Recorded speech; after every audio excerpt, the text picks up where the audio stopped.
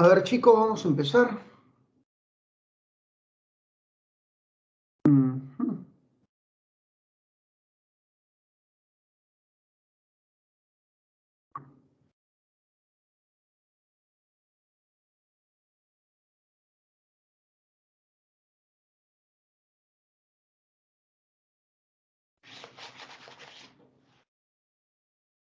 Ya está.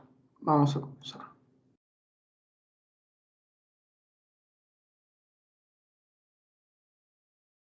Listo.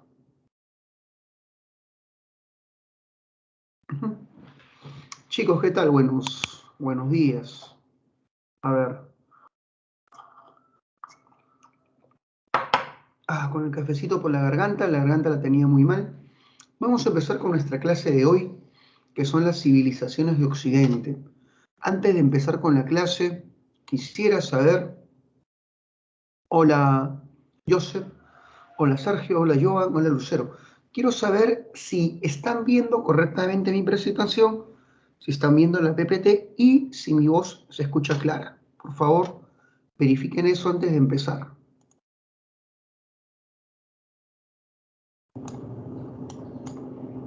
Perfecto, comenzamos.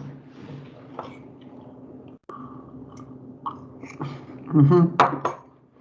Ah, Agua caliente, ¿eh? Comenzamos. A ver, Grecia, junto a Roma, es una de las grandes civilizaciones de Occidente. Grecia se desarrolla en un territorio llamado Península Balcánica, como se puede visualizar en la PPT. Miren por favor el puntero láser. ¿eh? Toda esta zona que yo estoy demarcando viene a ser el territorio de los Balcanes. Y esto configura una zona llamada Grecia continental. Grecia continental está formada por la península balcánica y es la zona nuclear de los griegos, ya que en Grecia continental se encuentran las polis más importantes de Grecia. Ahí está Tebas, Atenas, Corinto, Argos, Esparta, entre otras. Es la zona más poblada por la población griega, es la zona de concentración de sus más importantes ciudades. Grecia continental conformada por la península de los Balcanes. La segunda región de Grecia se llama Grecia insular. Grecia insular está conformada por las islas del mar Egeo. Este es el mar Egeo, que es el mar de los griegos, y en este mar hay un montón de islas, hablamos de cientos de islas. Dentro de todas esas islas hay diversas comunidades griegas, hay ciudades, pueblos griegos. Esa es la segunda región de Grecia, Grecia insular, la formada por las islas del mar Egeo. Dentro de estas islas sobresale una de gran tamaño llamada la isla de Creta. En esa isla surgirá una cultura llamada la cultura cretense, de la que ya hablaremos, que es muy importante, porque los cretenses son el primer estado en Europa, son la primera civilización de Europa. Ya hablaremos de eso. Entonces, Grecia insular, sobresaliendo Creta como la isla más predominante. La siguiente región de Grecia se llama Jonia. ¿Qué viene a ser Jonia? Asia Menor, la costa occidental de Asia Menor, lo que actualmente vienen a ser las costas turcas. Todo este territorio que está acá, que estoy señalando con mi puntero, chicos, pueden ver el puntero, ¿no? Porque por ahí he visto que algunas cosas no se pueden ver. ¿Pueden ver el puntero, por favor? Excelente. Ya que viene el puntero, ya estoy contento ya. Toda esta zona se llama Jonia y es la costa occidental de Asia Menor. Ahí los griegos van a fundar diversas ciudades como Efeso, Halicarnaso, Mileto es la más famosa de estas. Esa es la tercera región de Grecia y la cuarta es esta zona que está acá, que se llama la Magna Grecia. La Magna Grecia es el nombre que le dieron los griegos al sur de Italia. El sur de Italia, Nápoles y la isla adyacente Sicilia fueron colonizadas por los griegos, quienes fundaron diversas ciudades en la zona: Crotona, Síbaris, Tarento, Siracusa, siendo Tarento la ciudad más hegemónica. A esta región colonizada por los griegos en el sur de Italia se le llama la Magna Grecia. Entonces ahí tienes toda la expansión o el área nuclear del desarrollo griego. La península balcánica, que es Grecia continental, las islas del mar Egeo, que es Grecia insular, Jonia, que son las costas de Asia Menor, y el sur de Italia, que es la Magna Grecia. Esas son las 4 regiones de Grecia. Muy bien. Por otro lado, debes manejar de que los griegos van a desarrollar diversos aportes. Su mayor aporte es la democracia, sin duda alguna. La democracia nace en Atenas, el hombre que la forjó se llama Pericles, perdón, que estoy hablando. El hombre que forjó la democracia se llama Clístenes, pero el que la perfecciona, el que la consolida a través de un paquete de reformas es Pericles. La democracia nace en Atenas, su creador es Clístenes y es perfeccionada por Pericles. La democracia griega, a diferencia de nuestra actual democracia, es una democracia exclusiva solamente para los ciudadanos varones. Habían grupos excluidos de los derechos. Las mujeres no tenían derechos, tampoco los esclavos, ni tampoco los extranjeros. Esos son los 3 grupos excluidos de la democracia. Otra cosa que a diferencia de la democracia griega, de la nuestra, es que la democracia griega era directa. Es decir, una democracia donde el ciudadano votaba por la aprobación de las leyes y la declaratoria de guerra de manera presencial en las asambleas populares. Nosotros no tenemos esa potestad. Tú no estás en el Congreso votando las leyes, ni puedes decidir si es que habrá guerra con otro Estado. Eso le corresponde a nuestro Parlamento, elegido por nosotros, porque nuestra democracia es representativa, pero la democracia griega era directa. El ciudadano presencialmente era consultado para la aprobación y la declaratoria de guerra. La filosofía nace en Grecia, su padre es Tales de Mileto, no voy a ahondar en esto, si no, no voy a acabar. La lógica nace en Grecia, su padre es Aristóteles. Los géneros literarios, los griegos forman la tragedia, la comedia, la dramaturgia, que es el teatro.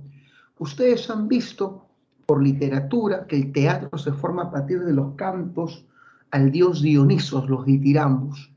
La estética, que es el estudio del arte y de la belleza. Hubo una pregunta de San Marcos. La pregunta decía, ¿qué era la belleza para los griegos? La respuesta es la simetría, la proporción, la equivalencia entre fondo y forma. ¿Ya? La belleza griega está determinada por la simetría. La oratoria es el arte de hablar con elocuencia y propiedad. Los Juegos Olímpicos actuales tienen su origen en los Juegos Panhelénicos griegos. El más famoso de esos juegos se desarrollaba en una ciudad llamada Olimpia. De ahí viene el nombre, las Olimpiadas. Y el método científico, que es el método para comprobar los teoremas propuestos. Por ejemplo, en Egipto nace la geometría, pero el padre de la geometría no es un egipcio, es un griego. Se llama Euclides, por el tema de las demostraciones. Los griegos querían demostrar todo lo que sabían, y por este tema de la demostración es que los griegos en su gran mayoría son los padres de las ciencias. Muy bien. ¿Se entendió? A ver, chicos, escriban go si se entendió, escriban retro si es que no se ha comprendido. Go o retro, por favor, escriban, ¿eh? Muy bien, gracias. Periodos históricos. Muy bien. Tienes que saber de que los periodos históricos griegos tienen las siguientes características. Empezamos con el periodo cretense. Gracias por todos. El periodo cretense es el primer periodo histórico de la civilización helena. Durante el llamado periodo cretense surge un estado en la isla de Creta, el llamado estado minoico. Los cretenses o minoicos reciben este nombre porque su rey legendario es el rey Minos. Y debes saber que en la isla de Creta, tienes que saber que en la isla de Creta, un momento chicos, están tocando un ratito.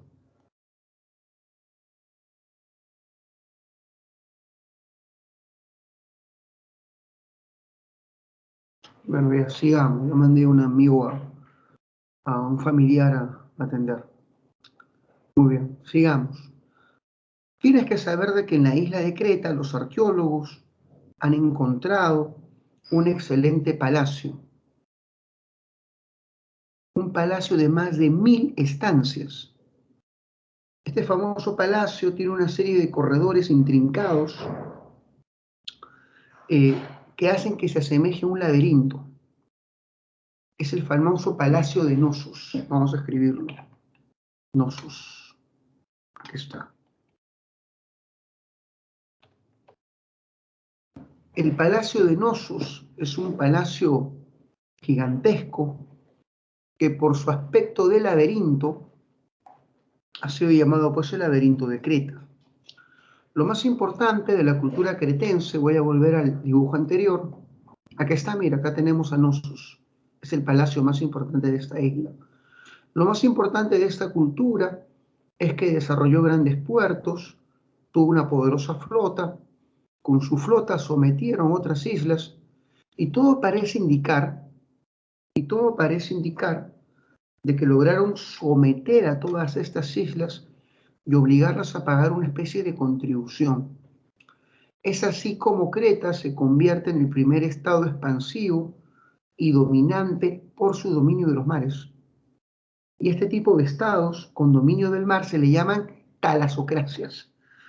El estado de Creta o estado minoico es la primera talasocracia, el primer estado basado en el dominio de los mares.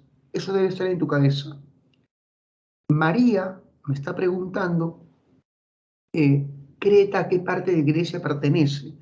Por ser una isla, apreciada María, Creta forma parte de Grecia insular. Insular. Muy bien, Nicole, gracias por colaborar conmigo. Muy bien. Excelente. Bueno, sigamos. Los cretenses o minoicos van a ser invadidos por los aqueos, un pueblo de guerreros. Los aqueos se establecen en esta región que está acá. Si los minoicos son de Creta, los aqueos son de esta zona que está acá, llamada el Peloponeso, que es el extremo sur de los Balcanes. Ahí los aqueos van a fundar diversas ciudades como Argos, Pitos, siendo Micenas la más famosa. Micenas fue la ciudad aquea más hegemónica e incluso le dio nombre a toda la civilización.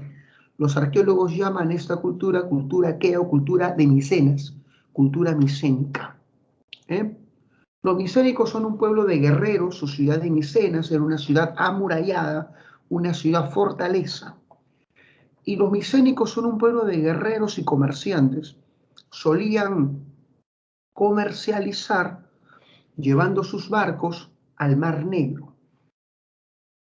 Sí, es lo mismo, Alejandra. Si dice civilización minoica o estado cretense, es lo mismo. ¿Por qué? Porque la civilización minoica se desarrolló en la isla de Creta. Es el estado de Creta. Es lo mismo, Alejandra. Muy bien, sigamos. Y los aqueos llevaban sus barcos al Mar Negro para extraer los ricos metales de la zona, cobre y estaño. Parece que esta actividad hace que los aqueos entren en conflicto con una ciudad llamada Troya. Troya fue descubierta en lo que actualmente es Turquía. Los aqueos y los troyanos llegaron al nivel de una guerra por el control de las rutas comerciales, la ruta de los metales del Mar Negro, dándose la guerra de Troya. Para tu examen, la guerra de Troya pertenece al periodo micénico o periodo aqueo. Según la tradición, el rey aqueo que dirigió la guerra, o la Liga Aquea, fue el famoso Agamenón. El gran héroe aqueo se llamó Aquiles.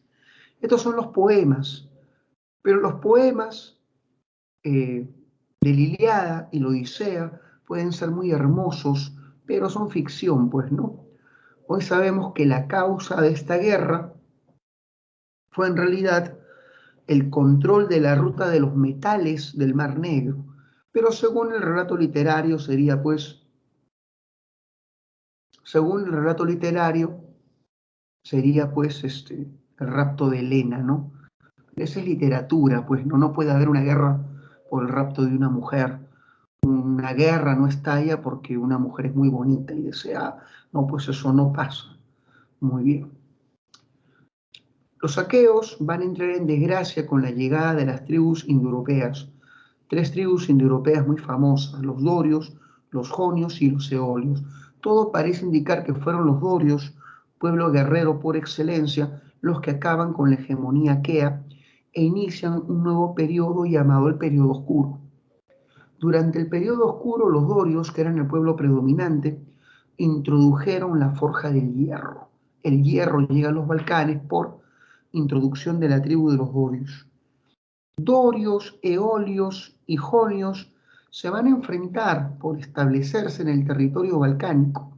Es una época de grandes migraciones y conflictos por territorios. De este periodo se sabe muy poco por la falta de fuentes escritas. La escritura casi desaparece en este periodo.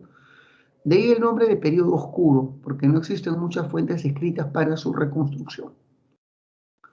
Luego viene el periodo arcaico. Durante el arcaico surgen las ciudades griegas llamadas polis. Una polis es una ciudad-estado, una ciudad autónoma e independiente. Repito, una polis es una ciudad-estado, una ciudad autónoma e independiente. Con esto quiero decir que los griegos nunca se unieron para formar un estado centralista. Cada ciudad era un estado en miniatura y muchas veces las ciudades griegas eran rivales entre sí. La peor enemiga de Atenas era Esparta, y Esparta estaba en guerra con Corinto, y Corinto estaba en guerra con Platea, y así las ciudades griegas nunca se unieron políticamente para formar parte de un solo estado centralizado. Cada ciudad era un estado en miniatura. Los griegos y los sumerios vivían divididos en ciudades autónomas. Pero a pesar de estar divididos políticamente, los griegos estaban unidos culturalmente. Todos formaban parte de una nación llamada la Hélade. Ya vamos a escribirlo. Hélade, escribir, es la nación griega. ¿Y qué sentían los griegos que los integraban? La lengua común, rendir culto al mismo panteón de dioses, los dioses del Olimpo, y sus costumbres compartidas, sus tradiciones compartidas. Todo esto los integraban como pueblo. El periodo arcaico es el periodo de la colonización griega del Mediterráneo. Los griegos se van a expandir a través de la colonización. ¿Se acuerdan cuando les hablé en la clase anterior de Tiahuanaco, que se expandió fundando colonias? Igualito son los griegos. Bueno, con sus diferencias entre el mundo andino y el mundo mediterráneo. Los griegos se van a expandir fundando colonias también. De todas las colonias griegas, te vas a acordar de una llamada Bizancio. ¿Por qué es tan recordada? Porque Bizancio es una famosa colonia griega establecida en el Mar Negro, y en el futuro los romanos convertirán a Bizancio en Constantinopla. Esa colonia griega llamada Bizancio se convertirá en la futura Constantinopla romana, colonia griega del periodo arcaico. El periodo clásico es el periodo de la hegemonía ateniense y espartana. Atenas y Esparta alcanzan su plenitud como polis plenamente influyentes. Y durante el periodo clásico se dan las grandes confrontaciones bélicas del mundo heleno, siendo dos las más conocidas. Las guerras médicas, que son las guerras greco-persas, repito, las guerras médicas, que son las guerras greco-persas, y las guerras del Peloponeso, que son las guerras entre Atenas y Esparta. que es una guerra civil griega en sí. Chicos, he explicado todos los periodos históricos, ¿eh? El cretense con su talasocracia en el palacio de Nosus. Claro que sí, Alejandra. El periodo micénico o aqueo con la guerra de Troya, el periodo oscuro con la migración doria y la introducción del hierro, el arcaico con la aparición de las polis y la expansión griega a través de la colonización, y el periodo clásico con la hegemonía de Atenas y Esparta. Me pregunta Alejandra si es que Atenas y Esparta son polis de Grecia. Por supuesto que sí, y son las dos polis más hegemónicas, ¿eh? Las más importantes, las más influyentes. Por eso es que vamos a dedicarnos a hablar de Atenas y Esparta en solitario. Esparta. ¿Qué quiere decir lo helénico? Me pregunta la otra Alejandra. Tenemos una Alejandra Orihuela y una Alejandra Herrera. Alejandra Herrera me pregunta qué significa helénico, griego. El verdadero nombre de este pueblo es el pueblo heleno. Los griegos se llamaban a sí mismos helenos, ¿ya? Griego es un término introducido por los romanos que quiere decir gente del Egeo, pero ellos se llamaban a sí mismos helenos. Muy bien. Vamos a Esparta. Esparta es una polis fundada por los dorios y establecida en el Peloponeso. Esparta tiene grandes zonas de cultivo, zona de mucho cereal, y eso le permite también tener una abundante ganadería. Ellos crían cabras, cerdos, ovejas. Así que Esparta es una sociedad agropecuaria. Esparta es temida por tener el ejército profesional más eficiente y poderoso del mundo griego, los hoplitas espartanos, sus soldados de infantería pesada. Ellos formaban parte de una especie de grupo o formación llamada la falange. La falange espartana era, sin duda alguna, el ejército más temible del mundo griego. ¿Cómo se dividía socialmente Esparta? En tres categorías: ciudadano, extranjero y esclavo. Al ciudadano se le llamaba homoioi, y el ciudadano se encargaba del gobierno y de la guerra. Debían hacer servicio militar desde los 7 años hasta los 60. En Esparta se practicaba la eugenesia. Es la eugenesia de los recién nacidos, ¿eh? Y en Esparta los sacerdotes miraban el cuerpo de todo bebé ciudadano recién nacido, y si la criatura presentaba alguna deformidad congénita, este niño era descartado. Se lo lanzaba desde la cima del monte Taygeto en caso de tener alguna deformidad, ¿ya? Y si el niño no tenía ninguna deformidad, pues era retornado a los brazos de la madre para que ella lo críe como un espartano apto para la defensa de su polis. Muy bien, esta terrible práctica de desechar a los malformados. El ciudadano se dedica solamente a la guerra y el gobierno, nada más. ¿Quién se encarga del comercio, de la industria artesanal? Bueno, para eso están los extranjeros. Los extranjeros se llaman periecos. Los periecos son los extranjeros, hombres libres, que vienen a Esparta a hacer negocios, pero no tienen derechos, no tienen acceso a la ciudadanía espartana, son los extranjeros. Son los dedicados a las actividades mercantiles y son la base económica de la ciudad. ¿Y quién trabaja la tierra de los ciudadanos? La tierra es trabajada por los ilotas, el ilotado. Los ilotas constituían la mano de obra del Estado. Los ilotas eran siervos públicos de Esparta. Me explico. Son los pueblos a los que Esparta ha sometido a través de la guerra, y a toda la población de ese pueblo Esparta la ha subordinado como mano de obra para el Estado. Es el Estado el dueño de estos siervos públicos. Pero la palabra esclavo no está muy bien utilizada. Podríamos decir que el ilota es el esclavo, pero jurídicamente no coincide con la categoría de esclavo. Los esclavos no pueden tener propiedades. Los ilotas sí tienen propiedades en sus ciudades de origen. Los esclavos no pueden tener familia. Los ilotas sí tienen familia en sus ciudades de origen. Incluso algunos, bueno ya, y los ilotas están sublevándose constantemente contra el dominio espartano, tienen una especie de identidad común y compartida. Así que el término esclavo no es muy correcto.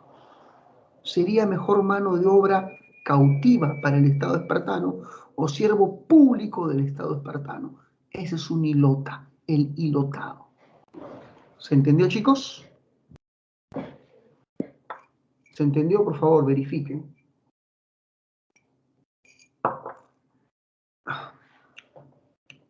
Muy bien. Sigamos. En cuanto a la organización política,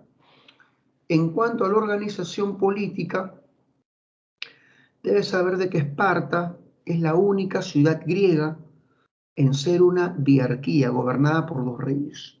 Dos reyes, es el único caso griego. La base social, o mejor dicho, el grupo social dominante, era la nobleza, la aristocracia. Esparta es una oligarquía de nobles, una oligarquía nobiliar, es una aristocracia. Las leyes son creadas por 28 ancianos dotados de mucha sabiduría, llamada la gerusia. El término gerusia viene del término geronto, anciano. Ellos preparan las leyes que luego serán aprobadas, aclamadas por la apela, que es la Asamblea Popular. La Asamblea Popular. ¿Quiénes aceptan las leyes por aclamación? Bueno, no vayan a pensar que la apela decide si una ley va o no. La aclama. El rey está mirando a la pela si es que están a favor o en contra de una ley. Y el rey toma la decisión. El rey toma la decisión de si esto se aprueba o no, de acuerdo a la aclamación popular en esta asamblea. Así que la pela no tiene poder de decisión en sí, porque Esparta no es una democracia. Es una asamblea más bien consultiva. Pero por encima de todos estos poderes se encuentran 5 sacerdotes que son el verdadero poder ejecutivo del Estado espartano, son los éforos. Ellos son los supervisores o fiscalizadores públicos por excelencia. Los éforos pueden destituir un rey. Pueden destituir un rey si éste atenta contra la tradición del Estado.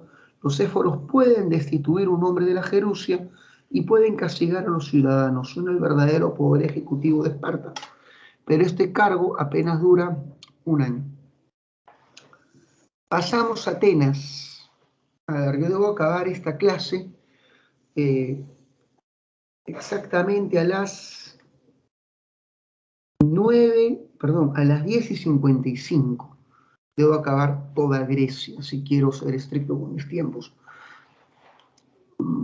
Sí se puede, vamos en la quinta PPT. Sí se puede. Atenas. Atenas se encuentra en una región llamada el Ática. Atenas fue fundada por los jonios, tener en cuenta esta diferencia. Esparta es dórica, Atenas es jónica. Hagan esta diferencia. Atenas es una potencia naval. Lo que da miedo de Atenas son sus barcos extraordinarios, son sus barcos poderosos.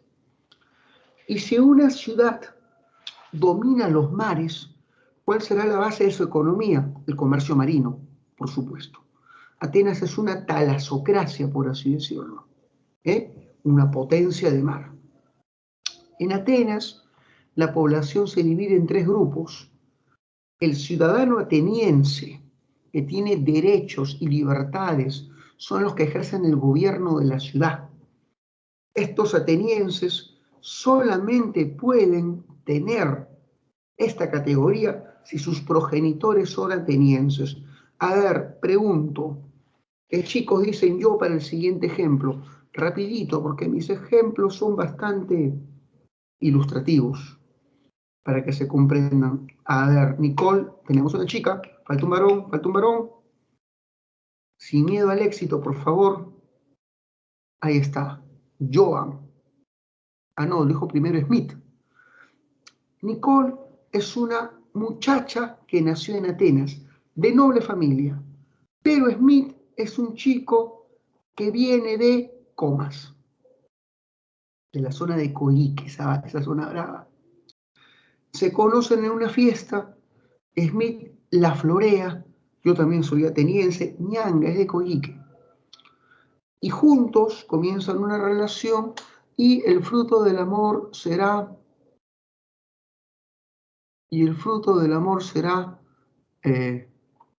Joan.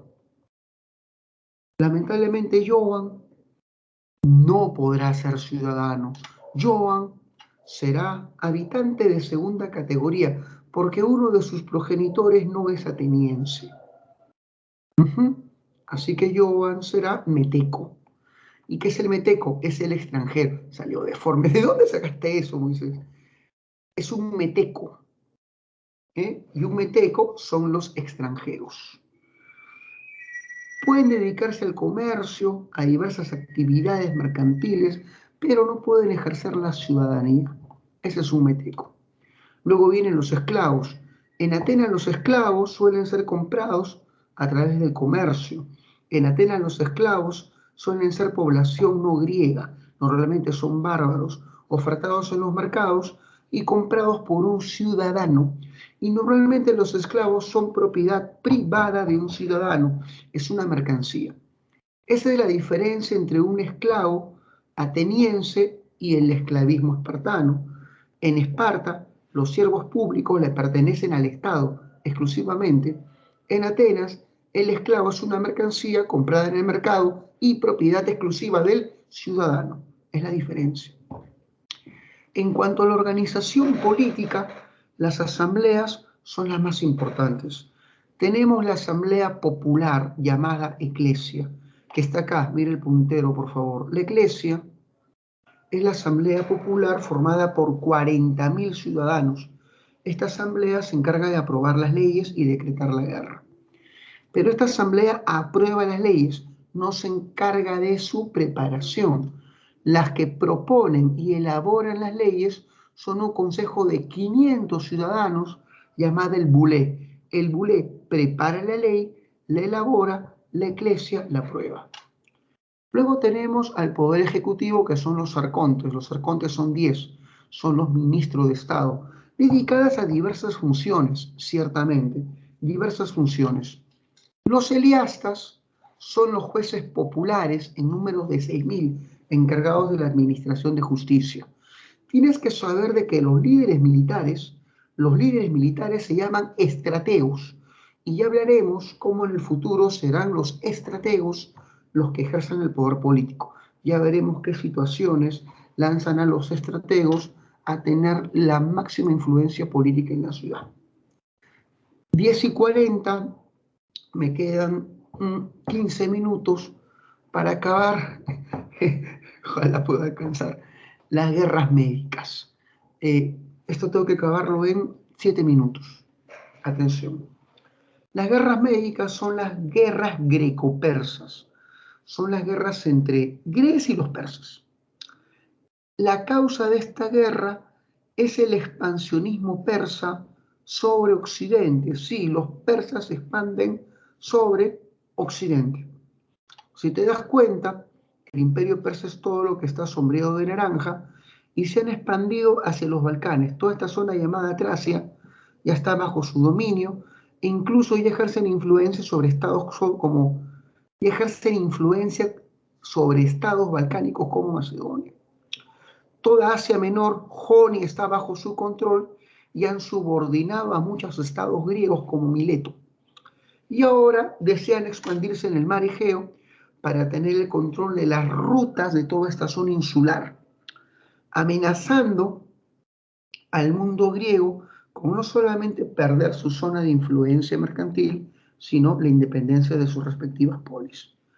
Por eso es que los griegos se conglomeran para enfrentarse al expansionismo persa. Toda guerra tiene una causa, ya sabes que son dos, y tiene un detonante. ¿Cuál es el detonante de la primera guerra médica? El detonante es la rebelión de Mileto. Mileto quería liberarse del dominio persa y en secreto pide auxilio al Estado ateniense. Atenas colabora con recursos y una flota para poder apoyar a Mileto en su sublevación. Mileto se subleva con el apoyo de distintas ciudades de Jonia y terminan atacando, destruyendo y quemando una ciudad persa llamada Sardes. Cuando el emperador persa Darío se entera de esto, envía la represión que es brutal, envía sus fuerzas especiales, los inmortales, que aparecen en la película 300, tal vez los has visto. A las mujeres las clavan de los árboles, a muchos niños los castran y a muchos hombres les arrancan la piel de la cabeza. Es una masacre la que se hace y los persas anuncian que invadirán Atenas para cobrar venganza por la insurrección que ha promovido esta ciudad. Con este pretexto o detonante comienza la guerra, la rebelión de Mileto. Las guerras médicas son tres. En la primera guerra médica, los atenienses logran frenar el avance persa en la batalla de Maratón.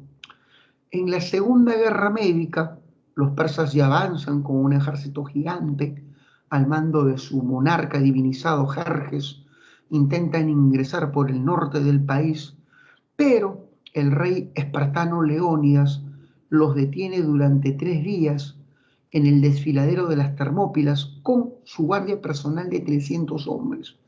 Eso inspiró un cómic que luego fue llevado al cine con el nombre de 300. Sin embargo, hijo mío, la batalla más importante de la Segunda Guerra Médica es un combate naval llamado Salamina. Sin duda alguna, la batalla decisiva. Atenas y su poder naval destrozan a la gigantesca flota persa en el estrecho de Salamina, hundiendo casi 300 barcos.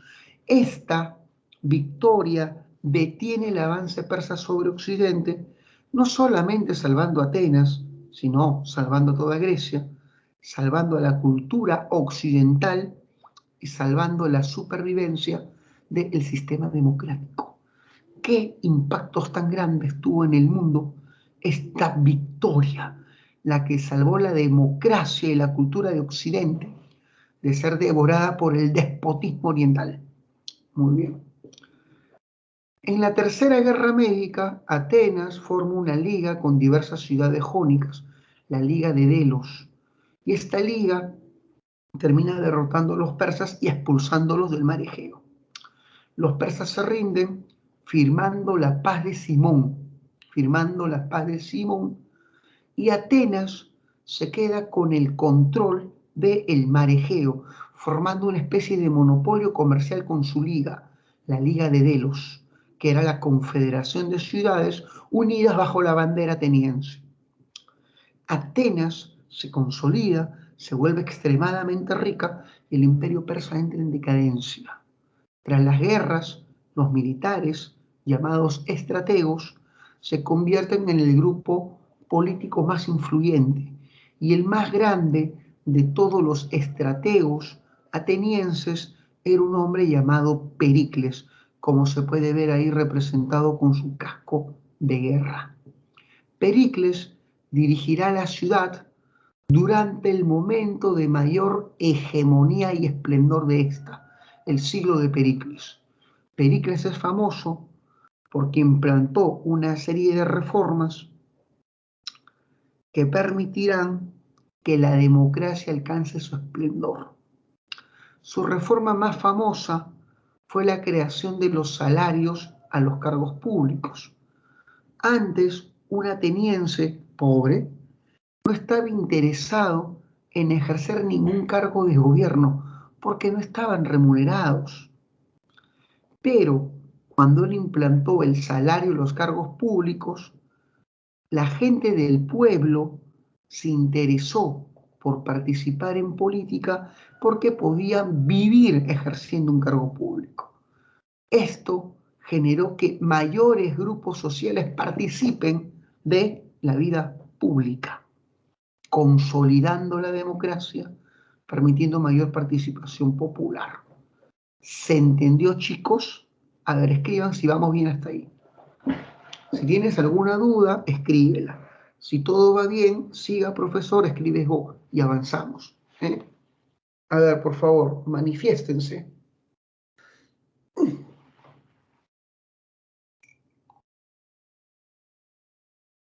Muy bien. Hay tres Alejandra. Alejandra Chávez ahora. Es el Salón de las Alejandras. Me está preguntando Marjorie cuándo entró Atenas. Atenas va a estar presente en todas las guerras médicas, pero Atenas inició su participación en estas cuando decidió apoyar a Mileto en su sublevación. Cuando Atenas apoya a Mileto en su sublevación, Atenas ya interviene oficialmente en este conflicto. Muy bien. Dice, prácticamente todas las guerras las ganaron los atenienses. Sí, prácticamente las guerras médicas son victorias atenienses en realidad.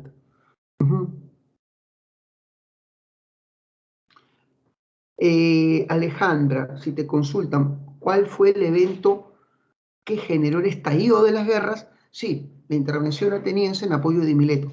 Pero una cosa es el detonante y otra cosa son las causas. Las causas son el expansionismo persa sobre Occidente, las causas son el control del mar Egeo. Esas son las causas. Pero al final, Atenas termina convertida en la ciudad hegemónica del mundo griego y el gobernante que llevó a Atenas a su apogeo fue Pericles, el siglo de Pericles. Pericles con su... A ver, un ratito.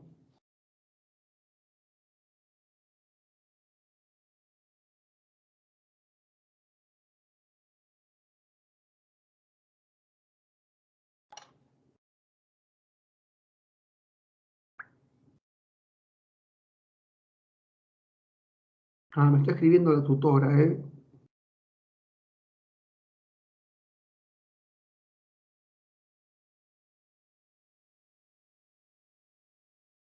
Ya, la tutora me estaba consultando sobre algo. Su tutora siempre está muy atenta, del desempeño de ustedes, chicos. Muy bien, sigamos. Pericles implantó una serie de reformas que permitió la consolidación del sistema democrático, generando mayor participación del pueblo en asuntos de gobierno. Pregunto, si hay rica plata, ¿qué pasa con las artes y las letras? Florecen. En el siglo de Pericles aparece Sócrates con la mayéutica, aparece Esquilo con el teatro, aparece Herodoto con la historia. Es un periodo de gran apogeo artístico y cultural. Vamos a lo siguiente. Diablos. Guerras del Peloponeso. Yo pensé que iba a acabar esto en una hora. Oye, sí lo voy a acabar en una hora. La clase empieza a 10:05. Como las clases empiezan en la mañana a las 8, son 5 minutos de pérdida. Así que está bien que acabe a las 11. Muy bien. Guerras del Peloponeso.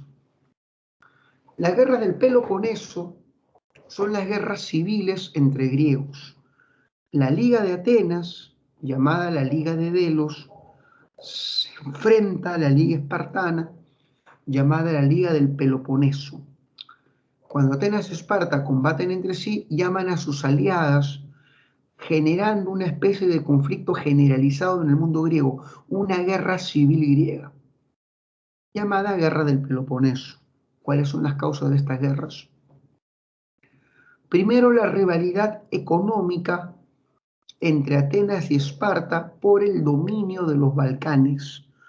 una rivalidad entre estas ligas por el dominio balcánico. Esa es la primera causa.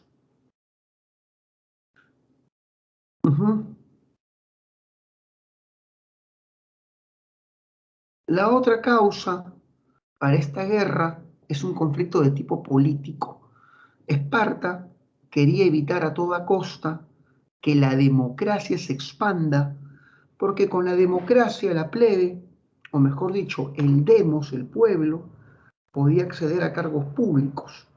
Eso no era del gusto de la aristocracia o oligarquía de nobles espartana, que prefería mantener al pueblo únicamente como una asamblea consultiva sin darle mayor participación política. Así que Esparta rechaza la expansión de la democracia e inicia una guerra para combatir su propagación, atacando el foco de esta, que es Atenas. Así que es una guerra para evitar el expansionismo del modelo democrático para Esparta. Y también, hijo mío, la rivalidad histórica entre dorios y jonios, dos tribus que se odian desde tiempos remotos, como los judíos y los árabes que se odian desde épocas bíblicas, o como los, ¿cómo darte un ejemplo de dos grupos que se odian?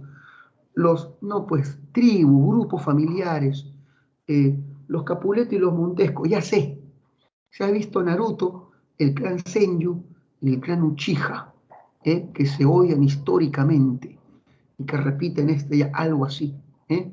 Bueno, eso es para los que tengan cultura anime, no te pases. Muy bien, sigamos.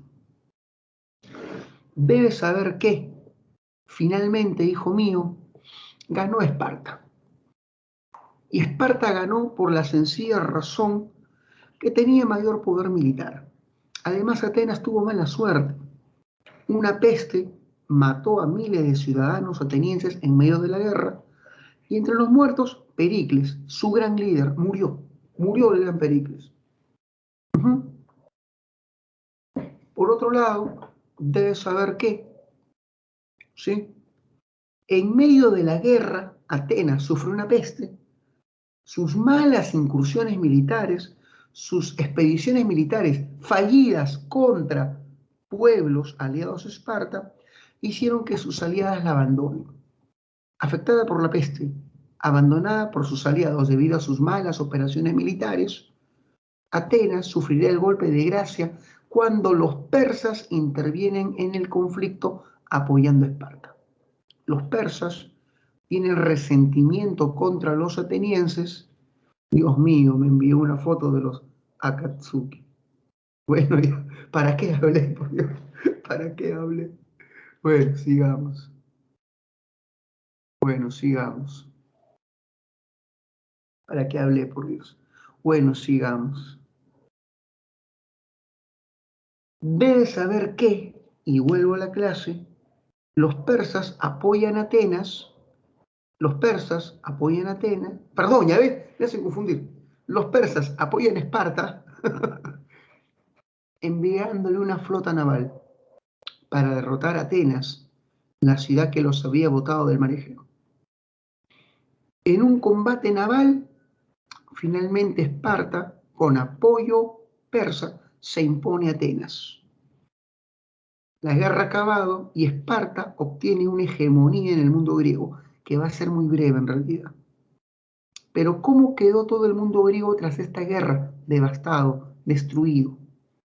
Comienza una crisis generalizada de Grecia, y esta crisis va a ser aprovechada por un reino semibárbaro del norte, Macedonia. El rey de Macedonia, llamado Filipo II, puse 3, es 2 nomás, disculpen, se me pasó una. Filipo II invade Grecia y la derrota en la batalla de Queronea, absorbiendo toda Grecia. Filipo II creó una liga donde las ciudades griegas, bueno, con excepción de Esparta, Esparta no formó parte de esta liga, donde todas las ciudades griegas se unen a Macedonia en una confederación llamada Liga de Corinto. Esto ya tiene las 3 ligas para tu examen, ¿eh? La liga ateniense, que es la liga de Delos, la liga espartana, que es la liga del Peloponeso, y la liga de Corinto, que es la liga de Macedonia. El hijo de Filipo II se llamó Alejandro III, más recordado como Alejandro Magno, una persona que fue extraordinaria desde su juventud, educado por Aristóteles. El chico llegó a ser general a los 18, por mérito propio. Es más, Filipo hubiera perdido la batalla de Queronea sin la intervención de la caballería dirigido por su hijo, tan jovencito y tan intrépido. Cuando Filipo murió a los 20 se hizo rey y demostró gobernar con puño de hierro. Luego, dirigiendo la liga, Alejandro se fue a querer lograr el sueño más loco que algún griego podía meterse en la cabeza, invadir todo el imperio persa. ¡Qué locura! Este imperio era un imperio gigantesco que incluía Egipto, Asia Menor, Mesopotamia, toda la zona de Irán y se expandía hasta lo que viene a ser la India. Tremenda monstruosidad de Estado. Este joven veinteañero quiere cumplirlo y se lanza en una campaña y con tres batallas logra someter al imperio persa. eh, Darío III, rey de los persas, fue vencido. Y es así como Alejandro logró anexar todo el imperio persa al estado macedónico.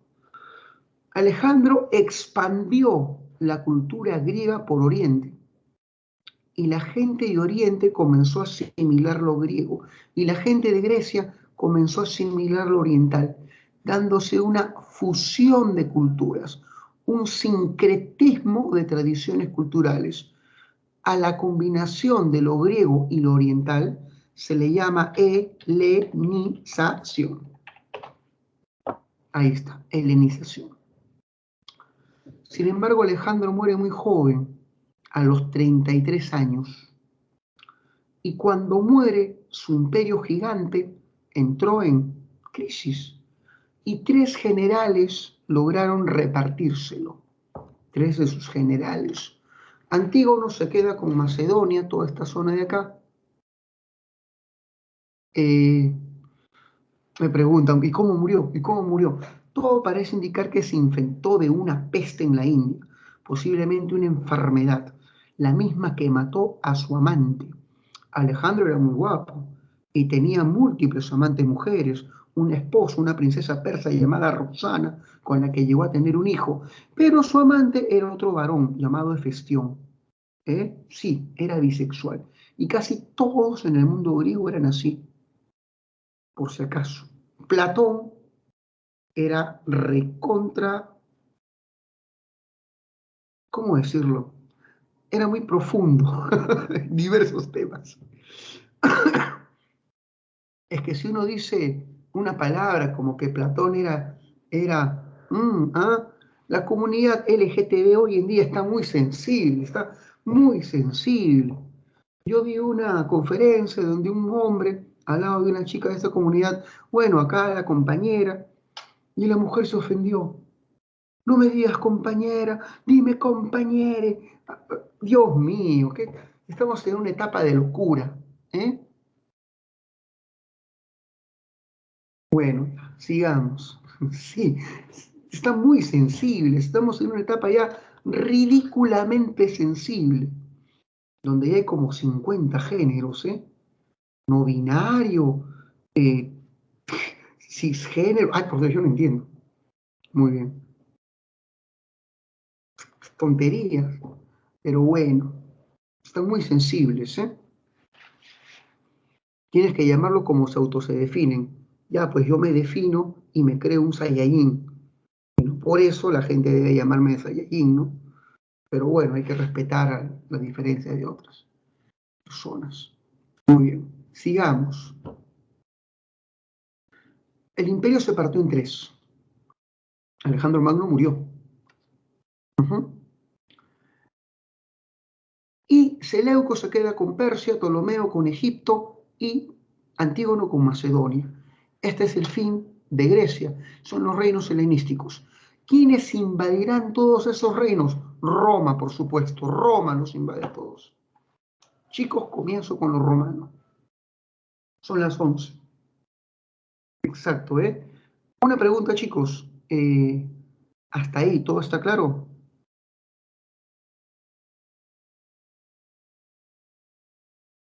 ¿Hasta ahí todo está claro, chicos? Muy bien. No es así, Sebastián. Por ejemplo, Filipo II tenía un joven, febo, varón amante llamado Pausanias, quien lo mata en un arranque de celos. Así murió el padre de Alejandro Magno. Lo van a clavar, en el buen sentido, va a ser apuñalado por su amante, un jovencito de 16, en una fiesta pública. Ujú. Y no, lo que era visto, eran muy abiertos en ese sentido. ¿Eh? Muy bien. Eso sí, ¿a qué me refiero? Ya sé que se refiere Sebastián. Sí, o fue envenenado por sus generales. Esa es otra propuesta. La homosexualidad griega no buscaba imitar lo femenino. Era un hombre con comportamiento de hombres que tenía relaciones homoeróticas con otro hombre, pero ninguno de los dos buscaba adoptar ninguna postura femenina porque la mujer no era bien considerada en el mundo griego, no era ciudadana ni era un ser racional, así que no había sentido alguno por imitar a una mujer. ¿Ya se entendió, Sebastián? Muy bien. Pregunta rara la que me hacen, pero vamos con todo. De todo se puede hablar en esta clase donde hay libertad. Ujú. Libertad. Muy bien. Listo. Bueno, ya. Dejamos el tema, por favor. Dejamos ese tema y pasamos a Roma. Sé que ya les piqué el bicho de la curiosidad. Muy bien. Roma. Ujú. Roma, sí. Roma fue una ciudad que surgió a orillas del río Tíber. Roma fue una ciudad que se establece en el centro de Italia y fue construida a los pies del monte Palatino. ¿Quiénes fundaron Roma? Los latinos, un pueblo primitivo. Y las leyendas cuentan que dos príncipes latinos, Rómulo y Remo, hijos del dios Marte y de una princesa latina llamada Rea Silva, son los fundadores de la ciudad. Cuentan que los niños, abandonados en su infancia, fueron rescatados por la loba Luperca, quien los amamantó en vez de devorarlo. Ellos fundaron la ciudad y Rómulo mata a su hermano en un acto fratricida, convirtiéndose en el primer monarca.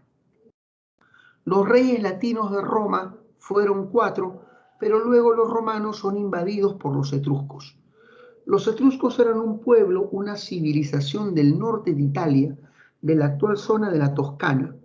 Los etruscos invaden Roma y los etruscos se convierten en reyes, introduciendo sus elementos culturales a Roma.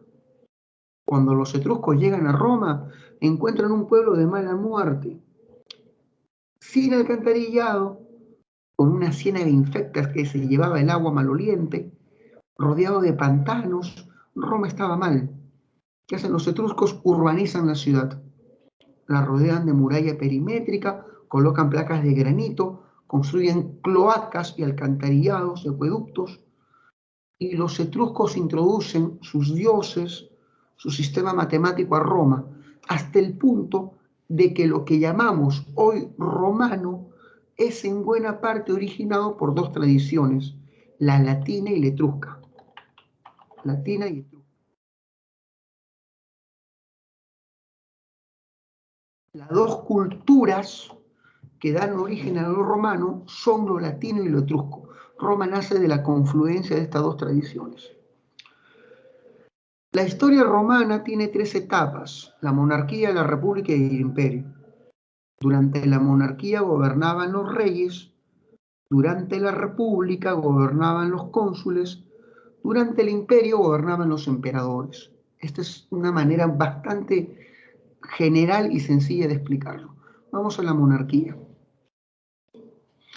Durante la monarquía se da la fundación de la ciudad, esta se urbaniza por los etruscos, se crean las primeras instituciones de gobierno, nace el Senado. El Senado fue una institución creada para asesorar a los reyes, y se da la jerarquización social básica de los romanos. Fue en la monarquía donde aparecen los diversos grupos sociales. Los nobles eran llamados patricios. Estos nobles venían de una familia llamada gens.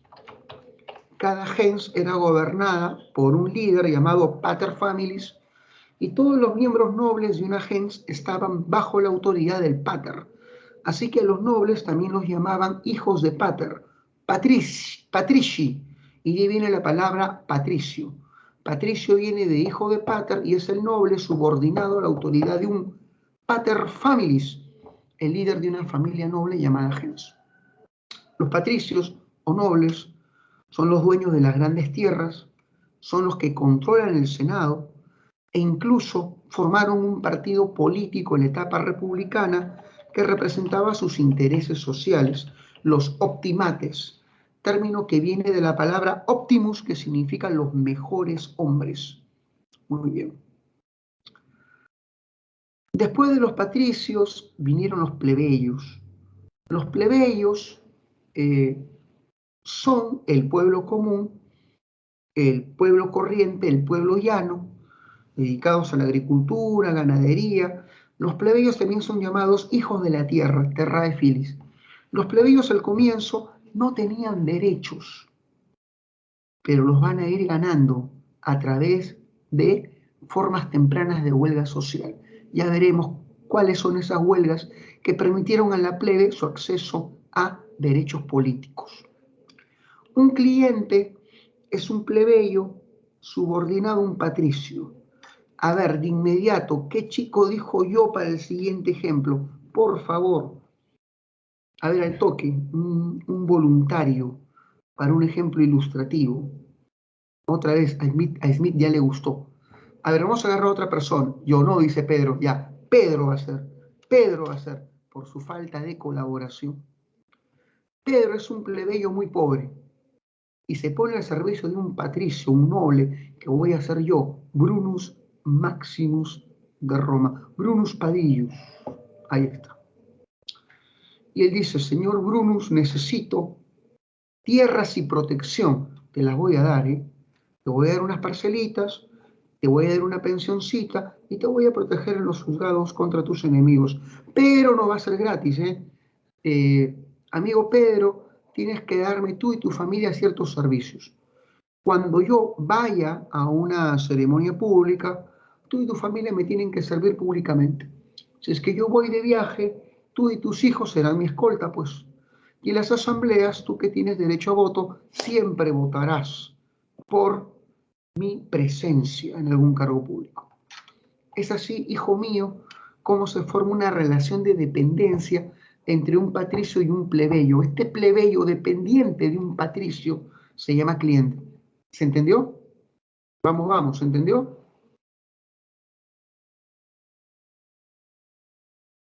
Eso se entendió. En Roma también hay esclavos. Los esclavos en Roma son mercancía. Hay dos caminos para llegar a la esclavitud. Esclavitud por guerra, que es la más común, pero también existe esclavitud por deudas públicas. Si un hombre debe mucho dinero al Estado u otro particular, este lo denuncia y pierde su ciudadanía y se convierte en esclavo por deudas públicas. A esta esclavitud por deudas se le llama nexum. Nexum. Pasamos a la república. Explico esto y me van a dar un permisito para ir al baño porque tomé mucho café. Me van a dar un cinquito, ¿eh? Pasamos a la República. A ver, en la República, hijo mío, en la República hay tres grandes poderes: el Senado, las magistraturas y las asambleas. El Senado era la asamblea creada para asesorar a los reyes, pero en la República ya no hay reyes, ¿eh? Claro que te podías fugar, todo el mundo buscaba fugarse, pero te capturaban, era muy difícil abandonar Italia y irte al mundo bárbaro, era muy difícil, ¿eh? Pero sí había un montón de esclavos fugitivos. Bueno, y así vamos. El Senado asesoraba a los reyes, pero en la República no hay reyes. El Senado ahora asesora a los funcionarios públicos llamados magistrados. Los magistrados son los funcionarios públicos de la República elegidos por las asambleas.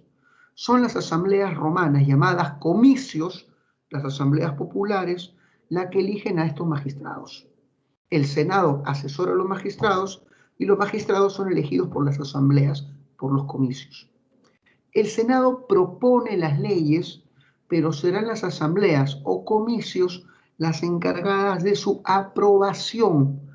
El poder legislativo en Roma recae en las asambleas, no en el Senado, en las asambleas, ya que ellas aprueban las leyes, ¿eh? Y declaran la guerra a través del voto de los ciudadanos.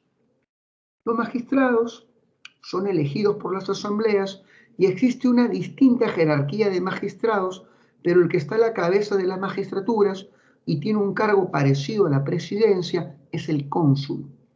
Roma elige a 2 cónsules al año para administrar, gobernar la ciudad y dirigir los ejércitos. Son 2 cónsules. Muy bien, es un cargo compartido. Debes saber que los cónsules tienen apoyo en una serie de oficiales. Tenemos al pretor que gobierna una provincia y se encarga también de administrar justicia en esa provincia. Es el gobernador de una provincia y también administra justicia. El censor se encarga de la estadística. Es un cargo estratégico porque el censor hace la lista de ciudadanos notables que van a ser candidatos para ser senadores. El censor elabora la lista senatorial, encargado del conteo poblacional y estadística, del censo, pues. El cuestor es el oficial económico de Roma, es el tesorero público, el que administra el tesoro del Estado romano, el tesoro del Estado romano. Al tesoro del Estado romano se le llama erario de Saturno y este dinero estatal es administrado por estos oficiales económicos llamados cuestores. El edil equivale al poder municipal, es como el alcalde en Roma, el poder municipal, y se encargan de las funciones que cumple un alcalde: obras públicas, ornato, abastecimiento de agua y alimentos. Dicho sea de paso, con abastecimiento de agua, yo vivo en San Juan de Urigancho, hubo otro aniego y vamos a quedarnos sin agua 2 semanas, ¿eh? Ahí está, pues, Sedapal, siempre tan eficiente, ¿no? Nuestra empresa pública. Ay, Dios mío. Sí, estamos fregados. Sí, me lavé la cara con Coca-Cola, ¿eh? Ya está, no tengo agua hace 2 días. Muy bien, sigamos. Tienes que saber que, y tú te ríes, para mí es terrible, tienes que saber que tenemos al tribuno de la plebe. El tribuno de la plebe, hijo mío, a ver, me pregunta, justo voy a explicar eso, María. El tribuno de la plebe no es una asamblea, es un funcionario y se eligen a 2. Los tribunos de la plebe tienen por función defender la vida y la propiedad de un plebeyo del abuso de otros magistrados. Es la defensoría del pueblo. Pueden dejar sin efecto las sentencias y decretos de otros magistrados en defensa de los intereses populares. Si no entendiste esa definición formal e institucional, puedo hacer un ejemplo. Pero para este ejemplo necesito a 3 personas, una chica y 2 varones, rapidito, rapidito, mis ejemplos ilustrativos, un tanto ridículos, pero ilustrativos. Lucero, Daniel y Wilmer. Lucero es una noble que ha hecho una fiesta en su casa. Entre los invitados está Daniel y Wilmer. La fiesta se prolongó hasta tarde, se quedaron a dormir en sus cuartos de invitados cada uno. Y la pobre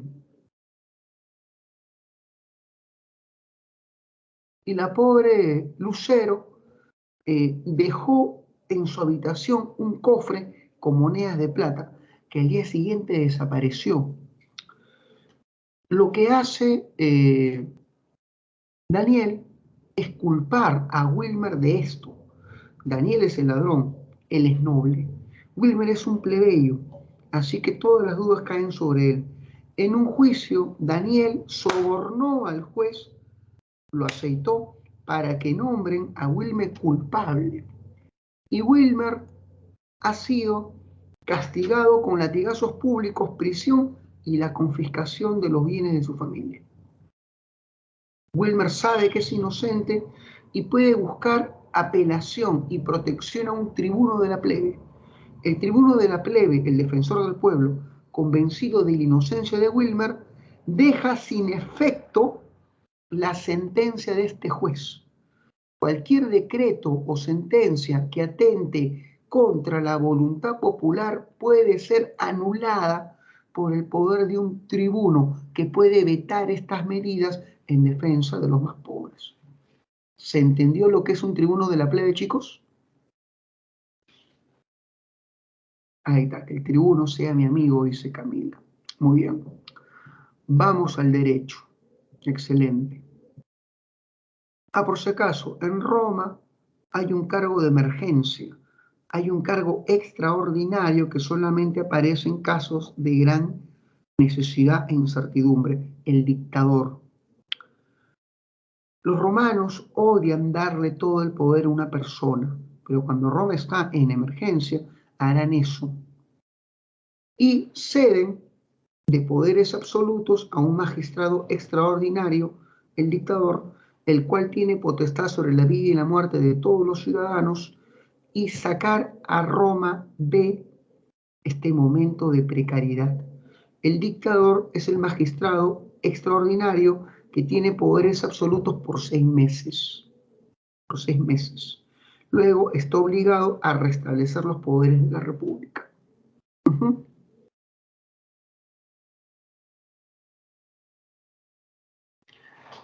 Algo así, amiga Alejandra, ¿sí entendiste la idea? Lamentablemente, hijo mío, este sistema de gobierno tenía sus defectos. Al comienzo, los únicos que podían ejercer cargos públicos eran los patricios. Los plebeyos, a pesar de su servicio militar y a pesar de los impuestos, no tenían derecho de acceso a las magistraturas. Esto hizo que los plebeyos inicien una forma temprana de huelga social, conocida como las subidas al Monte Aventino o huidas al Monte Sacro. El Monte Aventino es un monte frente a Roma y los plebeyos anuncian que abandonarán Roma e irán a fundar su propia ciudad a los pies del Monte Aventino. Para los patricios, que los plebeyos abandonen la ciudad puede ser muy peligroso porque dejas a Roma sin soldados para la defensa frente a sus rivales. Así que los patricios van al Monte Aventino y preguntan a los plebeyos qué desean a cambio de regresar a la ciudad. Y los plebeyos dicen acceso a las magistraturas, acceso a los cargos públicos. A través de la ley Licinia Sextia, a través de la ley Licinia Sextia en latín, Licinio Sextia castellanizado, se permite el acceso de la plebe a los cargos públicos. Los plebeyos podían ser tribunos y desde ahí ascender hasta ser cónsules. Con esta ley se permitía que un plebeyo pueda ser cónsul. El otro era patricio y el otro cónsul era plebeyo. Los plebeyos regresaron a Roma, pero ahora querían igualdad ante la ley con los nobles. Queremos igualdad jurídica, las mismas leyes para ambos sectores. Los patricios se negaron al comienzo, pero la plebe recurrió a huir al Monte Aventino por segunda vez. Para hacer que la plebe regrese, el Senado y las asambleas dominadas por nobles promulgaron la ley de las 12 tablas. La ley de las 12 tablas es el primer código de leyes escrito en Roma. Repito, la ley de las 12 tablas es el primer código de leyes escrito en Roma. Y esta ley estableció la igualdad jurídica entre patricios y plebeyos. La plebe regresó a Roma, pero ahora la plebe quiere derecho para que clases sociales diferenciadas puedan contraer matrimonio. Matrimonio entre patricios y plebeyos, que estaba prohibido. ¿Qué dijeron los patricios? Jamás. Mi hija con este naco, nunca. Y adivina qué hicieron los plebeyos. Se fueron al Monte Aventino. Y por esta presión, con la ley Canuleia, se permitió los matrimonios entre sectores sociales diferenciados. Con la ley Olgunia, la plebe accedió a los cargos sacerdotales. La plebe accedió a los cargos sacerdotales. Con eso llegamos a la separata 11 de 15. Estamos a buen tiempo, estamos a muy buen tiempo. Chicos, un minuto para ir al baño al toque, disculpen, tomé mucha agua. Un minuto.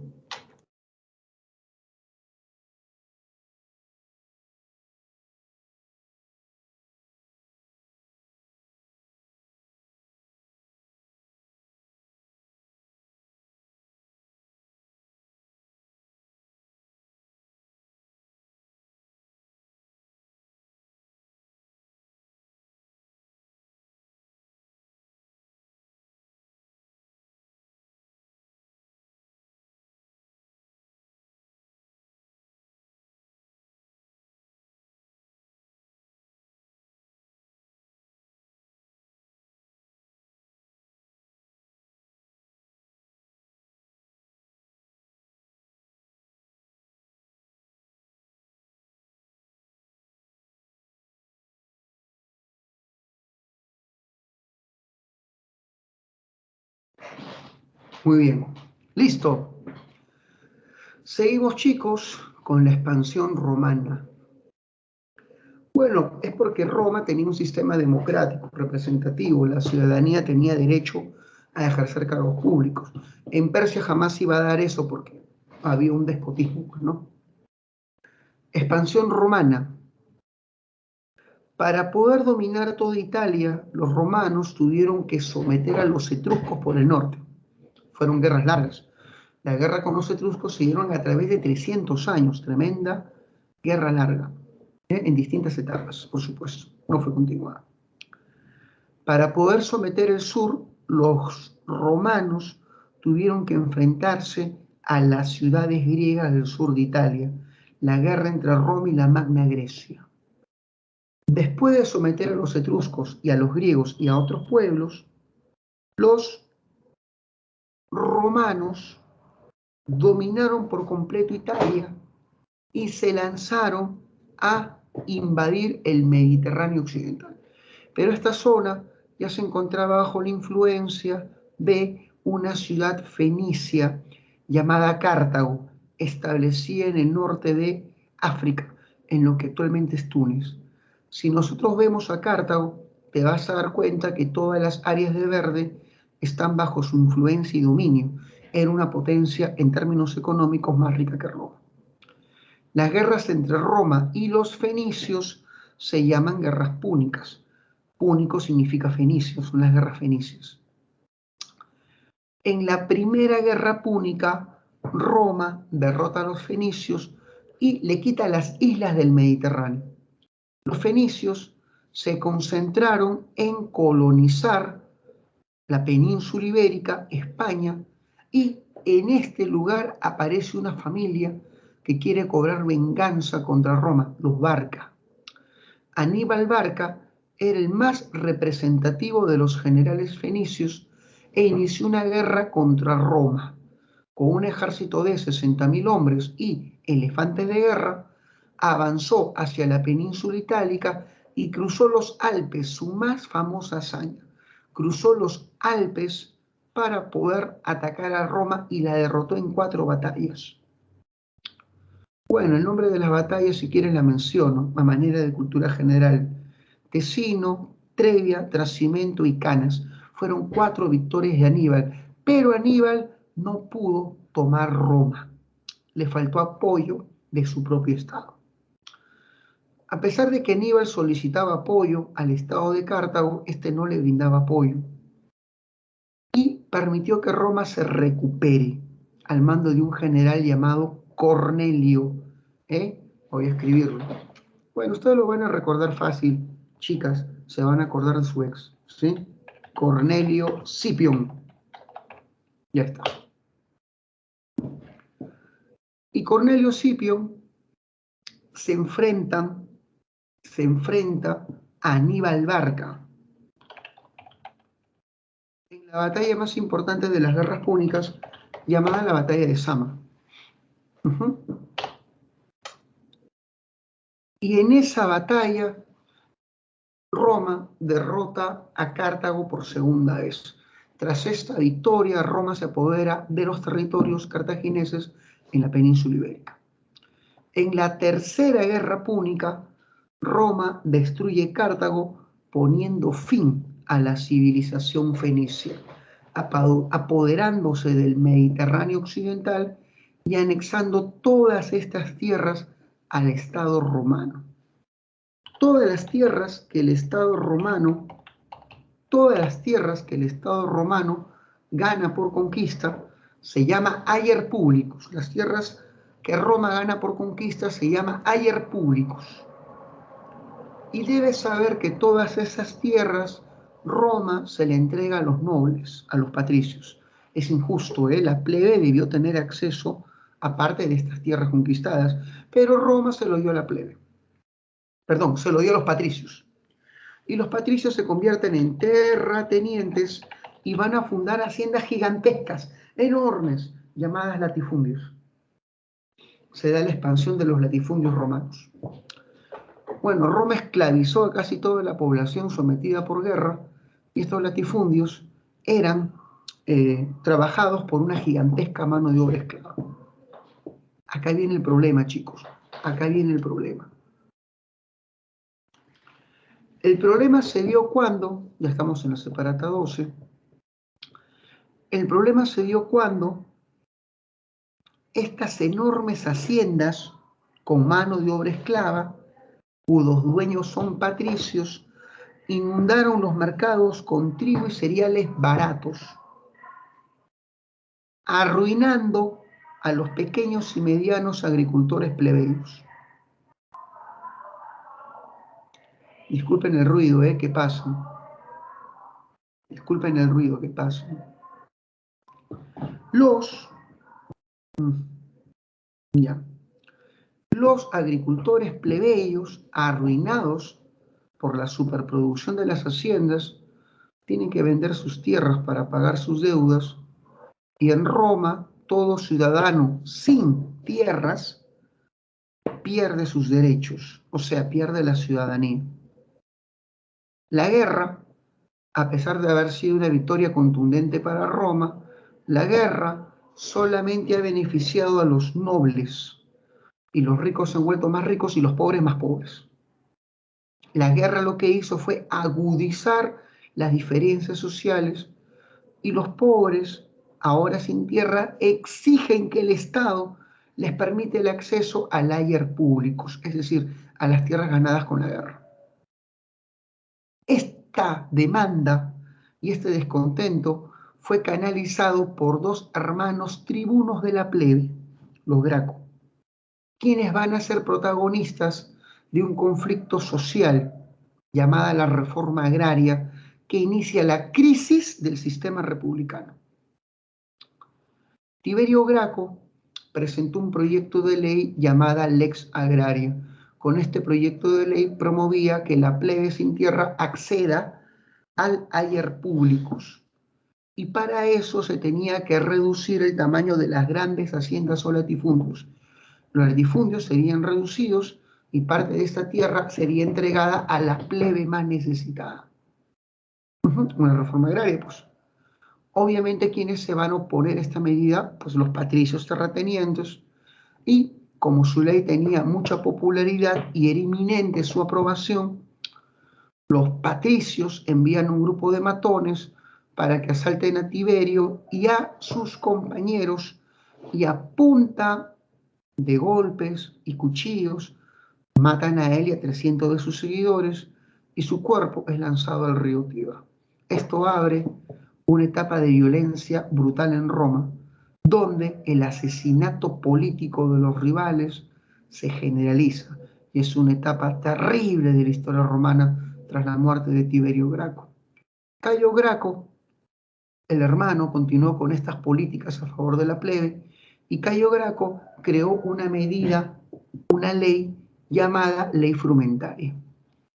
Y con esta ley, Cayo Graco estableció que el Estado vendería a la plebe trigo a mitad de precio, trigo barato, una especie de medida de subsidio, una especie de subsidio estatal, una política asistencialista para los más pobres.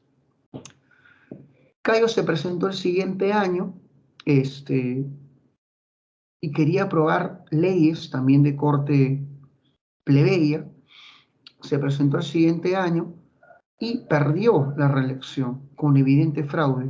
Los patricios utilizaron su influencia para que este hombre, amado por todo el pueblo, no gane las elecciones con evidente fraude. Él se rebela con sus seguidores y ataca instalaciones del Estado. El Senado, dominado por la plebe, declara a Cayo Graco y a sus seguidores enemigos del pueblo, enemigos públicos del Estado, y el ejército lo aplasta. Arruinado por culpa de los patricios, se retira a un bosque y se suicida. Así acaba este episodio de lucha social protagonizada por los Gracos, Tiberio y Cayo. Esto originó el deterioro del orden social, comenzando ya las guerras civiles propiamente dichas. En estas guerras civiles se van a enfrentar generales que representaban a dos facciones distintas. Los generales optimates, que defendían los intereses de la nobleza, los generales que defendían al partido optimate o el de los nobles, versus los generales que se apoyaban en el favor del pueblo, los generales del Partido Popular. Y es así como empiezan las guerras civiles. La primera guerra civil romana enfrentó a dos generales, a Cornelio Sila de los optimates o nobles versus Cayo Mario de los populares. La victoria fue para Sila, quien aplastó a los ejércitos de Mario y ordenó el asesinato político de todos sus seguidores. Esta guerra fue brutal, acabó con 70.000 muertos. Sila se nombra dictador. El cargo debe durar 6 meses, pero a Sierra le importó muy poco la ley y se nombra dictador perpetuo. Es el primer dictador perpetuo de Roma. Se queda toda su vida con el cargo de dictador, violando las leyes. Después de esto, Sila muere y 3 partidos políticos deciden establecer una alianza para evitar más conflictos. El Partido Popular, el Partido Senatorial y el Partido de los Ricos Comerciantes, el Partido de los Equites. Estos 3 partidos se unen con sus representantes: Julio César de los Populares, Pompeyo de los Senatoriales y Craso de los Equites. Estos 3 partidos se unen y forman el primer triunvirato. Pero este primer triunvirato se disuelve con la muerte de Craso. César y Pompeyo, que quedan bajo la dirección, tienen desavenencias, representan a 2 fuerzas políticas rivales y se van a masacrar. En la Segunda Guerra Civil. El ganador de esta Segunda Guerra Civil fue Julio César, quien derrotó a Pompeyo en la batalla de Farsalia. Pompeyo huyó como loco a Egipto y en Egipto encontró la muerte. César, que fue a Egipto, siguiendo a Pompeyo, conoce a una muchachita de 18 cuando él tenía 50. Esta muchachita se llamaba Cleopatra, quien quedó seducida por el poder y la fuerza y el vigor de César. Cleopatra le gustan mayores. Bueno, es un tema político en realidad. César regresa a Roma y se nombra dictador vitalicio, dictador por toda su vida, por toda su vida. Pero su vida no le duró mucho. César comenzó a hacer prácticas sociales a favor de la plebe, medidas como incluir a los plebeyos masivamente en el Senado, cosa que no fue del agrado de los nobles, y los nobles lo llaman dictador, bueno, el dictador lo llaman tirano, ahí está. Y con el título de tirano, muerte el tirano, los senadores lo acribillan en el Senado, cometiendo un delito terrible. El Senado es un lugar sagrado en Roma, nadie puede ingresar armado en sí. Estos entran y masacran a César en el Senado con más de 24 puñaladas. Muerto César, 3 de sus generales forman una alianza para vengarse del Senado. Nace el segundo triunvirato, formado por Octavio, Marco Antonio y Lépido. Octavio es sobrino de César y Marco Antonio es uno de sus generales. Estos se unen para enfrentar a el Senado y los derrotan. Y una vez vencido el Senado, una vez vencido el Senado, Octavio, Marco Antonio y Lépido se reparten Roma. Lépido se retira del reparto, se convierte en sumo pontífice, sacerdote. César, ¿qué estoy hablando? Me quedé con César.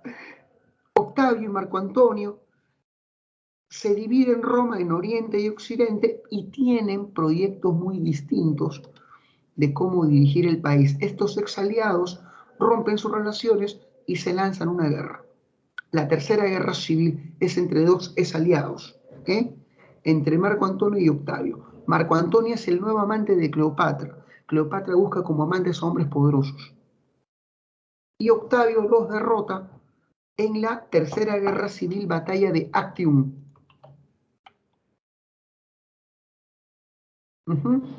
Sí, batalla de Actium. O Actio, Actio o Actium. Y Marco Antonio, al verse completamente arruinado, se suicida. Cleopatra le sigue el camino, se suicida. El ganador de las guerras civiles es Octavio, quien decide cambiar de nombre, se hace llamar César Augusto, y recibe el título de Imperator, general victorioso, y luego recibe el título de Augusto, ser divino, siendo nombrado el primer emperador de Roma. Entramos a la última etapa, al imperio, la etapa de apogeo. Y en este periodo Roma alcanza su máxima expansión, pues por el norte llega hasta Gran Bretaña, por el sur llega hasta Egipto, por occidente llega hasta España, por oriente llega hasta Siria. Es la máxima expansión, el mar Mediterráneo completamente dominado por ellos. Lo llamaron nuestro mar, Mare Nostrum. Muy bien. Hablaremos de las 2 etapas del Imperio Romano. El Alto Imperio, una etapa de apogeo, una etapa de esplendor, iniciada por Augusto, el siglo de Augusto. Augusto le da a Roma lo que tanto necesitaba. Roma estaba enfrascada en terribles guerras civiles. Y Augusto establece un régimen autoritario y ordenado. Establece una guardia pretoriana para afianzar su autoridad, una guardia imperial. Con eso desarrolla un régimen autoritario que pone en fin a los conflictos y guerras civiles. Comienza un periodo de estabilidad y orden interno llamado la Pax Romana. Este es Augusto, el creador de la Pax Romana. Pregunto, chicos, si hay estabilidad, ¿qué pasa con la economía? Escriban, por favor. ¿Qué crees que pasa con la economía si hay estabilidad? ¿Esta se degrada o prospera? Colaboren con la clase, Muy bien, prospera. Es como ahora, hay inestabilidad, nuestra economía se va al diablo. Pero si hay estabilidad, la economía prospera, hay confianza. Y cuando la economía prospera, ¿qué piensas que pasa con el arte y las letras? Florecen. Y da origen a un periodo de esplendor artístico y cultural, el siglo de Augusto, donde aparece lo mejor de las letras latinas como Ovidio, Horacio, Virgilio, el que escribió la Eneida, sí. Augusto lo hizo todo y lo tuvo todo. Fue el gran emperador de Roma. Pero Augusto se muere sin un heredero. El poder lo toma su hijastro, Tiberio, que da origen a la dinastía de los Claudios. Dentro de esta dinastía sobresale Nerón. Y Nerón es famoso porque inició las persecuciones contra los cristianos. Los cristianos fueron perseguidos y acusados del incendio de Roma de manera injusta. Nerón capturaba a cristianos, los crucificaba, los bañaba de alquitrán y les prendía fuego, las antorchas humanas de Nerón. Nerón inicia las persecuciones contra los cristianos. Estos no eran tolerados porque no rendían culto al emperador. Los emperadores romanos querían que se les rinda culto como dioses, personajes que participaban de la divinidad. Y los cristianos no querían y los persiguieron. Viene la dinastía de los Antoninos, y dentro de los Antoninos tenemos a Trajano. Fue el emperador que llevó a Roma su máxima expansión territorial. Trajano es famoso porque invadió la Dacia, aquí, esto es la Dacia. Y la Dacia fue la última provincia invadida por Roma. Los romanos llamaron a la Dacia Romanía, es lo que llamamos actualmente Rumania. La Dacia es el último territorio que Roma conquistó, alcanzando su máxima expansión con Trajano. Se me olvidó una dinastía, disculpen. Después de los Claudios y antes que los Antoninos están los Flavios. Y ahí tenemos a este hombre, Vespasiano. Este emperador es famoso por la construcción del anfiteatro de los Flavios, hoy llamado el Coliseo de Roma. El Coliseo fue construido por los Flavios y Vespasiano. Recordar eso. Y pasamos a la siguiente dinastía llamado los Severo, donde sobresale Caracalla. Caracalla fue un emperador que quería dinero y fondos para sus grandes obras públicas y campañas militares. Caracalla, de la dinastía Severa, para poder obtener estos fondos,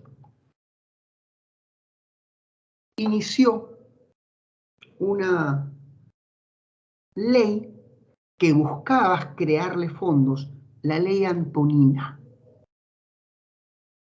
Y la ley Antonina es la ley de la ciudadanía general. Toda persona en Roma podía ser ciudadano siempre y cuando cumpliese con todas sus obligaciones tributarias. La ley de la ciudadanía general permitía a cualquier extranjero que pague sus impuestos poder ostentar un cargo público en Roma. Es la ley de la ciudadanía general en el mundo romano, Caracalla, con la necesidad de buscar fondos. Esta etapa se llama Alto Imperio. Es un periodo de expansionismo, de esplendor para el gobierno imperial, aunque las instituciones republicanas se debilitaron en esta coyuntura, porque el emperador comenzó a concentrar casi todos los poderes. Es un periodo de esplendor.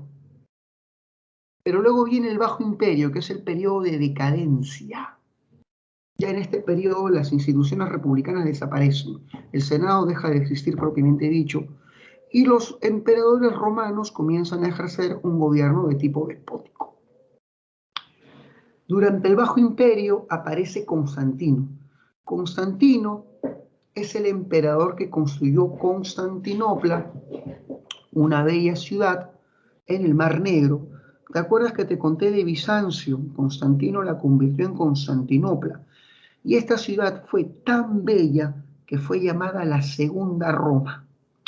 Constantino puso fin a las persecuciones contra los cristianos con un famoso edicto llamado el Edicto de Milán. Con el Edicto de Milán las persecuciones fueron detenidas y se toleró al cristianismo. El cristianismo fue aceptado y se estableció la libertad de cultos o libertad religiosa. Justo antes de morir Constantino, muy bien Camila, Constantino se bautiza cristiano. La obra de Constantino fue complementada por Teodosio. Teodosio, con el edicto de Tesalónica,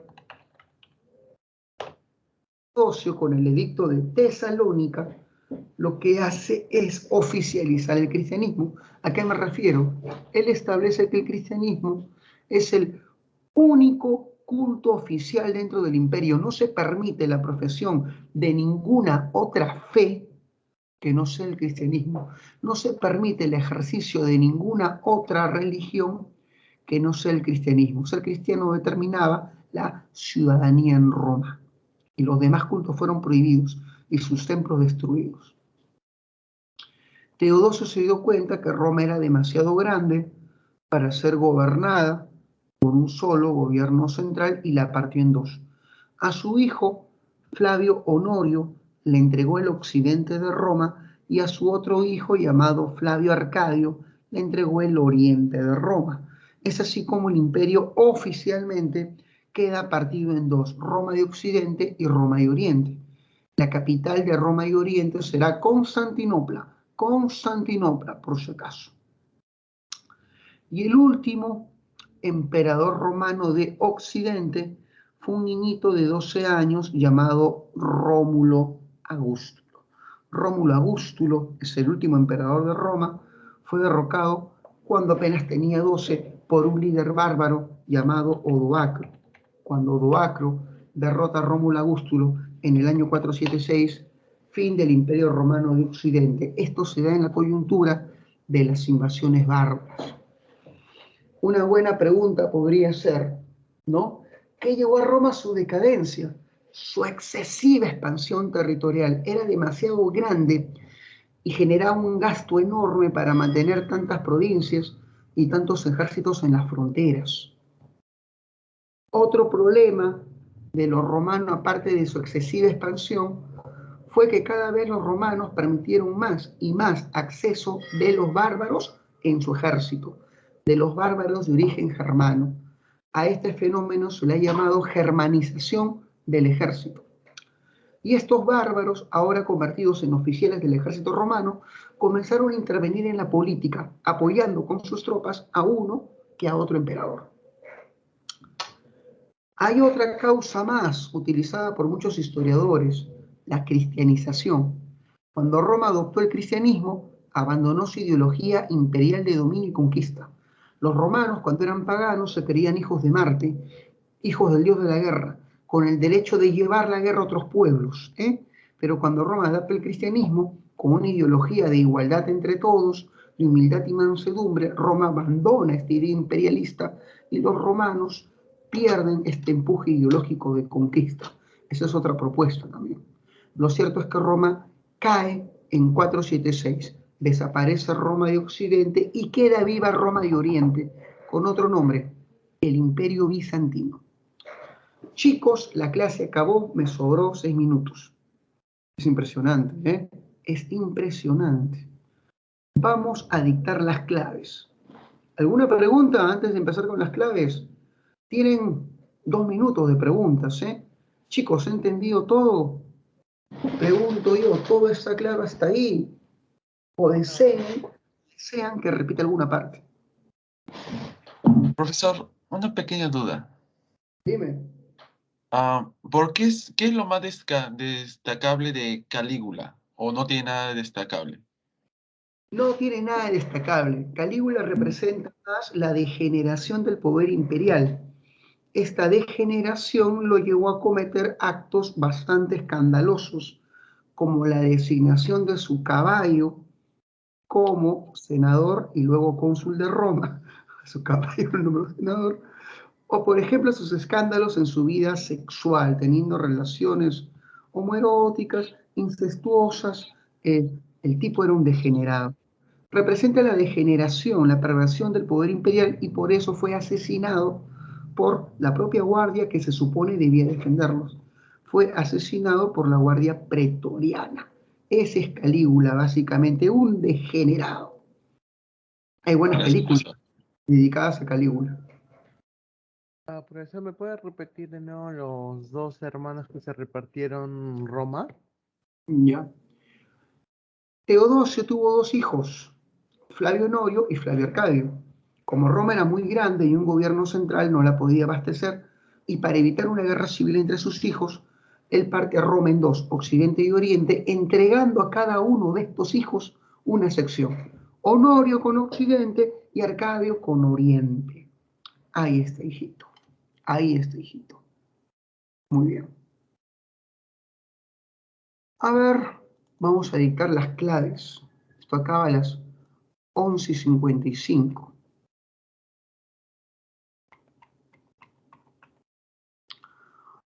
1, la clave es C de casa. 2, la clave es C de Candy. 3, la clave es C de cachudo. Yo creo que con esas memotecnias no van a olvidarla.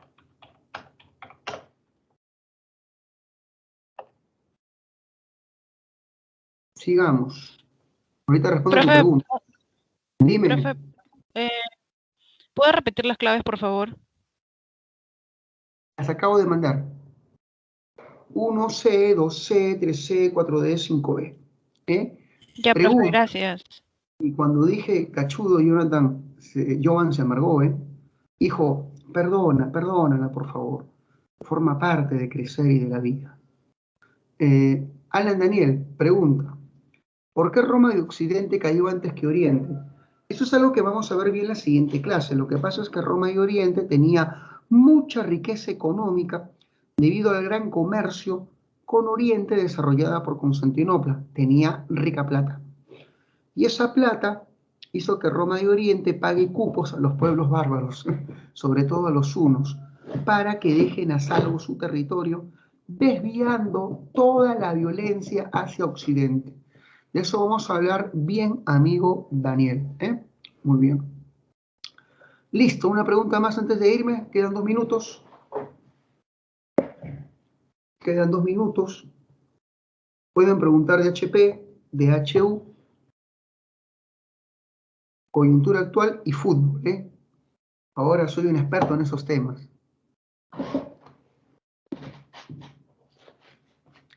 A ver, la ley de las 12 tablas. La ley de las 12 tablas es el primer código escrito en Roma. Este código estableció la igualdad jurídica entre patricios y plebeyos. Este código fue elaborado por un grupo de magistrados llamados los decemviros. Y si quiere más información, la ley de las 12 tablas fue inspirada en un código ateniense llamado las leyes de Solón. El código de Atenas, la ley de Solón, fue la inspiración para la ley de las 12 tablas. ¿Qué es lo más importante de este tema? Camila, tienes que aprender las instituciones de la República. Instituciones de la República. Las guerras púnicas, las guerras civiles. Eso son lo que más viene. Guerras civiles, guerras púnicas, instituciones republicanas y por ahí reforma agraria.